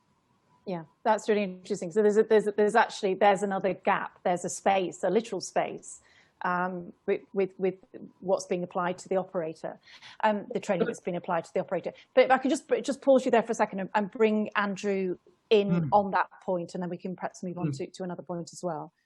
Thank you. Well, of course, we can begin by saying that you know, images are already biased. I mean, if you think about, as Anthony Downey argues, you know, the Middle East has been used for decades as a testing ground for military image making systems. So there's already this, you know, inbuilt bias about, you know, a Western view, a Western notion of images being trained or practiced or built upon, you know, a certain relationship, perhaps a historical colonial relationship, and certainly a bias against certain regions and certain places. So images are never equal in the first place. So the ways in which military systems are trained from the very beginning is already skewed to something, you know, quite dark and quite specific. But in terms of, can we use, your question was to me, can we use AI to change the ways in which the military see civilians or see victims or see cities? I think it's a really good question, but I have a real skepticism to that idea, because if you think about the companies, the people who have developed algorithmic systems in the first place, we're talking about the big media companies. You know, there is a kind of what I would call a military social media complex, in that, you know, algorithmic processes are linked to, you know, desire and consumerism. Ultimately, that's what they're built and practiced upon, you know, elevating some visions of warfare over others. So, you know, the very basis through which algorithms are trained and built and developed is is tied into these commercial relationships. And it's not until you can really pull apart and understand these commercial relationships, this military social media complex, about what attracts certain people to click on certain images, and why and how it actually feeds into a militaristic mode of vision. And so you need to understand that. You need to understand those forms of power in order to begin to hope to use algorithms and AI, as you suggested, in a positive or constructive way for reshaping or changing the landscape of a militaristic mode of vision. Yes. Thank you for that. The other point, just while I have you, it's very strange doing these questions over Zoom, but you're on my screen, so I feel I have you and I have your attention. And so I'm going to ask you about the inaccessible wall, which I was quite interested in, which is all part of this same lack of connection. And you were making the point about the memory. If we can't develop a memory of the past, we're not at the memory of the past, and then we have such a fear of the future that we're not actually imagining the future. I just wanted this sort of hypervigilance, but I just want to take you up on that a little bit, because isn't it the position that in fact we can imagine the future, and we do imagine the future there's a whole range of, I mean, they're not my tastes, but there's a whole range of dystopian type movies, which I mean, you can go back to obviously George Orwell, 1984, and then you can look at the gosh, what was that one called, where it was predicted that a War of the Worlds. So everybody, and at the end, I hope no spoilers, but at the end, it's all about a virus there coming in at the end. But this is where the planet is taken over by Martians, and with many more much more recent examples. But so we have that imagination, and in fact, it's based quite scarily. The Matrix is another one, probably, where you're having humans in pods, and in fact, the machines are now controlling the humans, and they need the humans in order to survive. So suddenly the machines take control, and now these are very clever fictional works based on reality. Certainly, the Matrix is extremely clever. And isn't the issue not so much that we can't imagine it, but we're not actually drawing that, you talk about our own consciousness, but we're not actually considering that actually this is real. We're just seeing that as something to enjoy. So I just take you up on your use of the word, we can't imagine it, because we seem to be imagining it all the time, but we're not really taking it seriously enough to do anything about, or am I kind of missing the yeah, so thank you for the question. What I meant by this kind of unimaginable future was really for people who are caught on the ground under this condition of hypervigilance. These are people who live under constant, perpetual threat, if you like, from drones and some other surveillance systems, so that there is no escape. And in those situations, as I said in my talk, the usual way of, or a commonly understood way of working through trauma is to look back, is to reflect on the event that is ended, to move on to, and we routinely do that at an individual and a social and cultural level through ways we commemorate, through, obviously some of that is about glorifying war, but a great deal of it is about trying to move on, trying to imagine a kind of future in which that does not reoccur. But we can only do those kind of imaginings when the threat is gone, when it's over, when it's finished. But if you're caught under constant surveillance, if you're in the Gaza Strip, or if you're in Afghanistan, you don't reach that point. There is no future. The future has already been shut down. It's already been foreclosed through this kind of blockage, if you like, by the predictive targeting of artificial intelligence. So there's kind of no way out of it, because you're never in that position, that kind of restful or peaceful or reflective or silent position, or position where the threat ends. The threat never ends. There is no future, because it never arrives. There is nothing to look forward to, because you're in this perpetual present of being under constant scrutiny with any moment, any second. And Derek, very eloquently in his paper, talked about earlier wars that this experience of bombings, the apprehension of the threat constantly. But you know, under the kind of skies of drones, this is not even the kind of punctual wars that we often associate with the 20th century. These are wars that go on and on and on. There is no ending. You know, again, it's thinking about how we shift our understanding of what war is and where it takes place. Fantastic, thank you. I'm going to ask again whether we might get any questions coming in. I haven't seen any coming so far, but please do, because we're coming to the end of the session. I just would just pick up on what you said, Andrew. It's very interesting about this kind of being frozen in this perpetual fear and whether you can see ahead. It was a similar argument that was advanced in Colombia over the peace process, that the peace negotiations were going on at the same time that there was still military engagement. And one of the arguments made there was that it was not possible for there to be meaningful peace negotiations when bombs might be coming from the Colombian state towards the FARC. However, that was an absolute red line for the Colombian state, and they were not going to have a ceasefire. And they did manage to come through in that the FARC, despite being hypervigilant probably and moving from camp to camp quite often, were able to reach some kind of negotiation. So what I would add to that is there you had a structure of leadership, and here we're dealing with probably civilians with absolutely no voice. And what I would add to that, and I'd perhaps open up to everyone, is would an additional human right, might it assist your farmer in Yemen to actually make his and his family's voice heard when they're constantly being displaced and in this state of fear? Or is it that it might just be something else that's on the books at the UN that your farmer in Yemen is not going to be able to access or know anything about? And there's no point having rights, frankly, if they aren't being lived. So I can open that up perhaps as a final point for everyone to come in on it. And perhaps, Derek, if I can just come back to you, because I did cut you off a little bit, and then come on to Benga.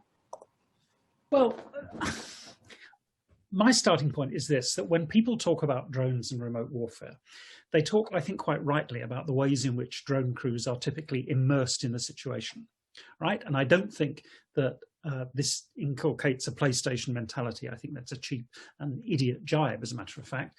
But I think there are various things we need to understand about that immersion. Firstly, what it does is produce an explosive literature which talks about the way in which drone crews suffer from PTSD in many cases. Now, I'm sure they do, but what we need to understand is that it's not only drone crews who are immersed in the situation, so are those people beneath them, so to speak. And we need to understand that we should focus not simply on the PTSD suffered by those who fly the drones, but the PTSD which is brought by those who live beneath them. If it's immersive for everyone. And that seems to me to be consistently lost sight of. And even analysts and well-meaning commentators start treating people who live life in the round and who fear death in the round as so many voices, so many witnesses, and their lives are so much more than that. Secondly, I think it's important to understand that actually they do have a voice. They do have agency. This isn't a Gamban space of exception where they're reduced to bare life. They do things, they know things, they come together collaboratively. You could see that in Syria as the bombs were raining down on hospitals. People were not devoid of agency, and neither were they denied allies on the outside. People like you, people like human rights lawyers, people like Human Rights Watch, and all of that is immensely encouraging. But when it gets to the United Nations, that's where my heart sinks. And it sinks, to go right back to Syria, because as I understand it, any prosecution for war crimes for deliberately and systematically targeting hospitals from the air can only be launched either by Syria, because it's happening within its territory, and since it's carrying it out, it won't launch those investigations, or by the United Nations Security Council. And it's been vetoed consistently by Russia, because that's the other air force systematically and deliberately targeting hospitals. So I have much more faith, as it happens, in the people on the ground. than I have the people at the higher reaches of the international community. And I think we need to keep those people on the ground firmly, I have to say it, in our sights. Thank you very much. Benga? Yeah, I was just going to suggest that a lot of the problem comes from the fact that international laws are terribly power-oriented, and that it's only what affects the developed states more pointedly that will get the attention that it deserves. I would dare say that if drone technology was developed by Iran, and most of the drone shooting was done by Iran, I think international law would have moved very, very quickly, very pointedly on this issue. I'll give an example. When in January 2019, a drone was found in the precinct of the Heathrow airport, leading to about 2 or 3 days destruction. Before the end of 2019, we had a new drone law, which now says that anybody flying anything from 250 grams weight would need a license. This is what happens when corporations and the powerful are affected by the law or lack of law as it is. But when it is to the advantage of the more developed, the more powerful, the more commercially relevant states and parties, then the law seems to be suddenly very difficult to change or to even have an agreement upon. That I think is one of the reasons why it is good to go the route of human rights, because this is one which every single human being has a connection to, and they can easily put the needed pressure on their legislative members or parliamentarians in different countries to say we want a change here. If that is done, it might look at first as one of the pedantic changes in international law, but I think human rights treaties, to the best of my knowledge, are largely given a lot of respect, and any new addition to that empire of law, I think, is a good thing. Thank you. I'm just going to put another question to you, and this is from our tribunal. And the question is to you specifically, which asks, with the 45 miles buffer zone between airspace and outer space, what laws govern this space and who polices it? And if you can try and give us a definitive answer to that in about 30 seconds. Okay. The reason for that is that most of the demarcations in international laws are essentially arbitrary. Why do we have 12 nautical miles territorial sea? It could as well have been 13 miles. It could be 14 miles. But we said 12 miles, and then the next 12 miles is known as a contiguous zone, and after that, a 200 miles exclusive economic zones. It is playing on these antecedents in law that I and a few others are thinking that we need a buffer zone as well in the airspace, just as we have a contiguous zone in the law of the sea. So it's really not supposed to be a lawless zone. It's just supposed to be a zone in which the territorial rights of the states in terms of complete territorial sovereignty are stopped, but policing rights and rights of being interested in what is hanging out there, like drones, should be recognized. So if a drone is 57 miles above a territory, it's not within the sovereignty of that underlying state, but it is certainly within the buffer zone, which the underlying state has a right to come there to find out, hey, what's going on out there? Why are you hanging here? If you are 100 miles and above, then we consider you more or less like a low orbit satellite. That is, it's not supposed to be a magic zone. It's just a zone of negotiation between states. Brilliant, thank you. And I've got a specific question for you, Andrew, and do feel free, obviously, to pick up on the general question, which to everyone. But it is, can a DMZ actually exist anymore?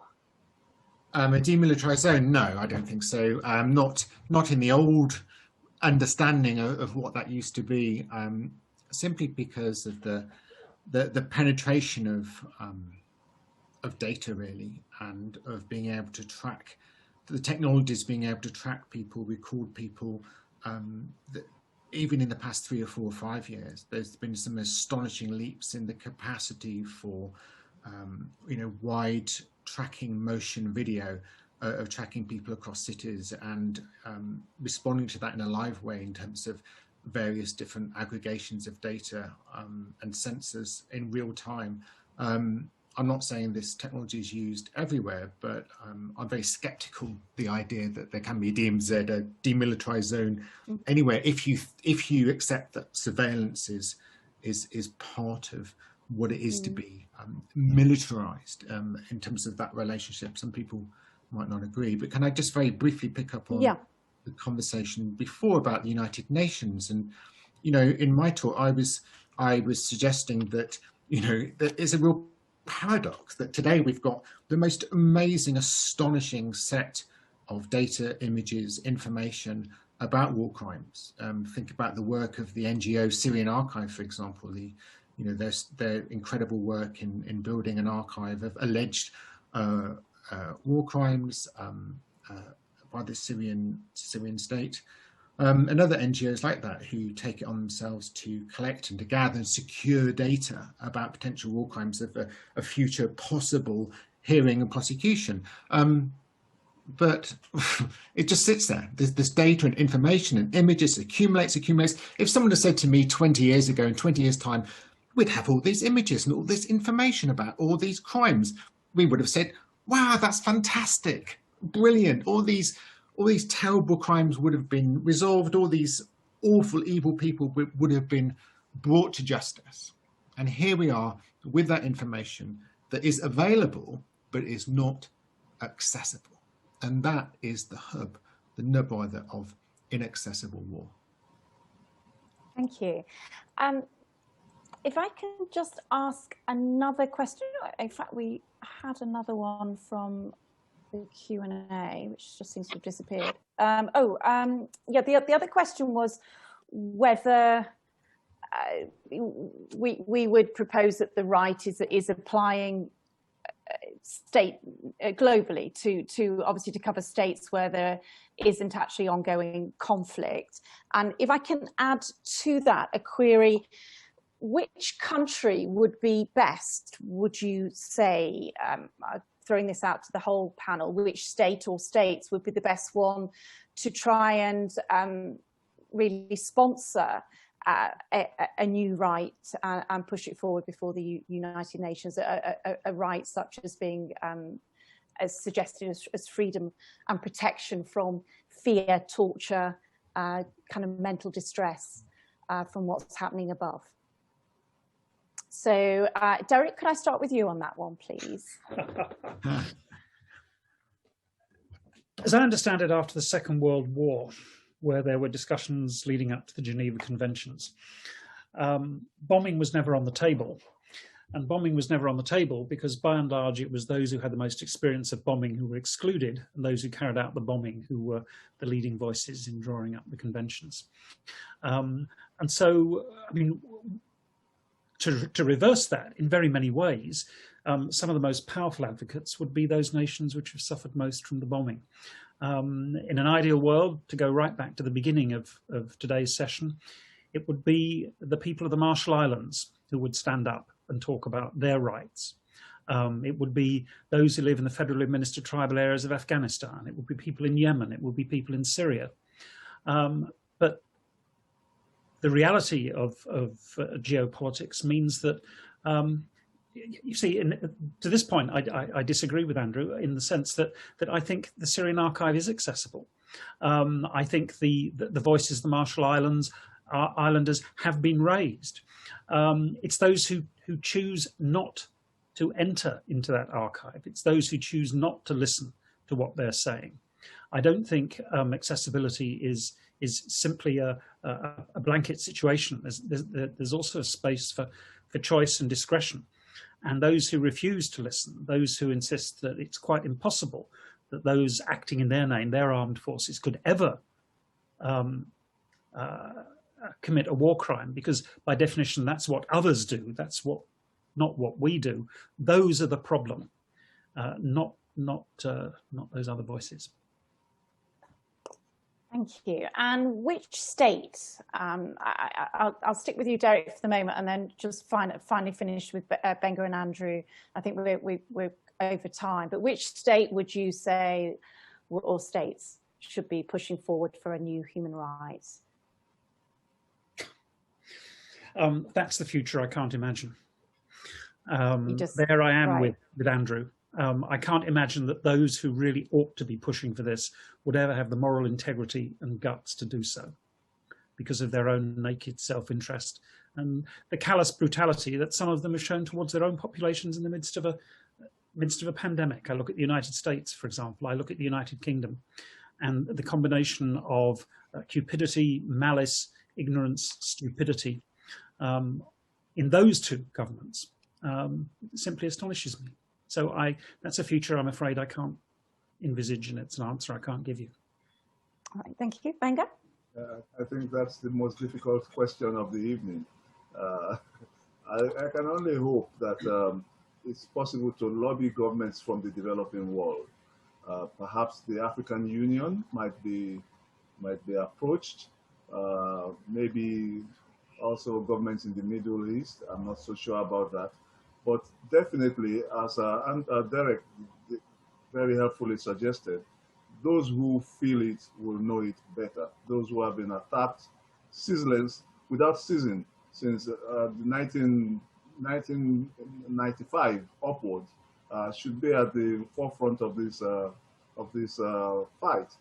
Technology cuts both ways. It does good things and bad things. Just yesterday, a SEAL Navy team landed in Nigeria and freed a kidnapped person who was captive, sort of kidnapped in a neighboring state called Niger Republic and brought into Nigeria to hide. But a SEAL Navy team flew in, got hold of him somewhere in the desert regions in northern Nigeria and airlifted him away.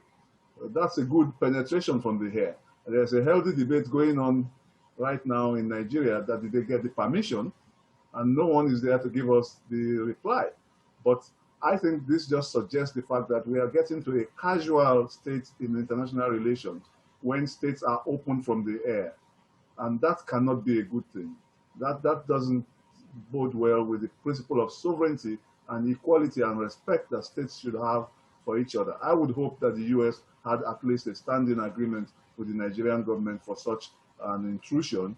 But point being made is that it has to be the developing states that will complain about this, because that ambiguity that exists only works to the benefit of the powerful. They wouldn't want any change. And their citizens and their territories are not likely, and I repeat, not likely, not completely impossible, not likely to be fired upon from abroad. But they can easily, because technology is becoming, like I try to say all the time, democratized. Technology is so democratized now that non-state actors can get a drone to wreak havoc abroad. Hence, the need for clarity in this area. Very much, it's something that is needed like yesterday. Thank you. And Andrew? Sorry, I don't have an answer to that difficult question, but I will agree with Derek, absolutely. The example of the COVID pandemic is an astonishing one, in the sense that the technologies, AI and military technologies that have been practiced elsewhere in the world have come home. War has come home. And under those conditions, it remains very difficult to be optimistic about the so-called Western or richer countries in ever going down a route of giving up those technologies or challenging their own use of those technologies and relinquishing that power because they use it on their own populations. Well, I don't want to end on a depressing note, so I'm going to try and give a slightly more optimistic summing up. And it literally is going to be a 30-second whiz through. And basically what we've been hearing, and thank you very much for the questions, those of you who have have sent them through. I hope we've answered. We might have one still there, which I don't know if somebody can just type an answer to it in the Q&A box. I don't know, Nick, that might be one for you. You very kindly answered another one. So we've heard about the proposal, which is what these tribunals are examining, which is a proposal for a further human right, and it will be under international human rights law. But what also has come out of this discussion is an overview of the space treaties and the resolutions that already exist, and the reignited arms race that may be happening in outer space. And we've heard reference to Russia, and we've heard of a blocking of a new treaty at the moment, currently supported by Russia and China, but opposed by the US. And we also know of the US's stance in relation to the International Criminal Court, and also in relation to many of the UN treaties where it doesn't ratify many of the international treaties, including the Convention on the Rights of the Child. Unfortunately, we didn't get a chance to specifically focus on children and on the trauma, the additional effect of trauma upon children. But I know that certainly I'd read in Derek, in fact, I think both Derek and Andrew in their different papers they've certainly written about it. I've read that they've written about the effect on kids as they're growing up. And we've heard about children as well, because Shona mentioned that this is really something that she reflects back on, where she was brought up as a child. And who can forget that clip from the ICJ that was played by Nick Grief, where we have the evidence being given in a very emotional way of children eating and playing with snow, which obviously was not snow at all, but radioactive material. And against within that legal framework, we have the arguments as to why actually have a new law, because the drone strikes, for example, and we've had references of those examples given in Afghanistan and Yemen and so on, they are already governed, aren't they, by international humanitarian law, which governs conflicts, and also by international human rights law. However, the argument there is that the human rights law is a living instrument, and we've seen in the past, and we'll see again, that you do get further human rights coming out of overarching human rights.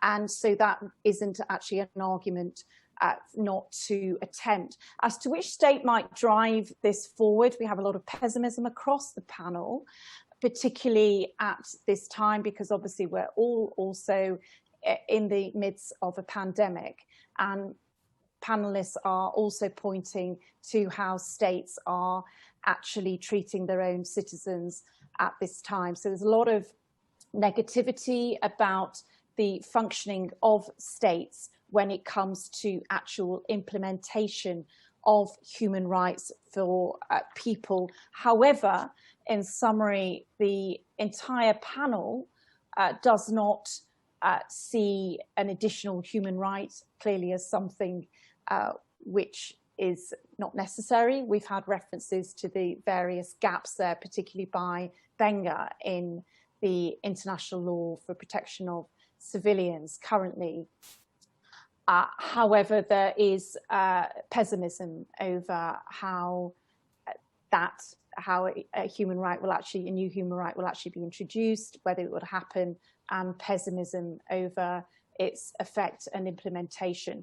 Final addition is that the human right being proposed, and those of you still interested, do put further questions forward who are still in the tribunal, and any other thoughts, because the human right being proposed is not going to be one which is absolute, but one which will be qualified, and which means that it has to be proportionate and takes into account issues of national security and so on and so forth. So we're not going to see the absolute end, a reversal of AI, a reversal or removal of drones, even if that were practically feasible. That's not what's being proposed. It really is the way of harnessing AI so that people are protected.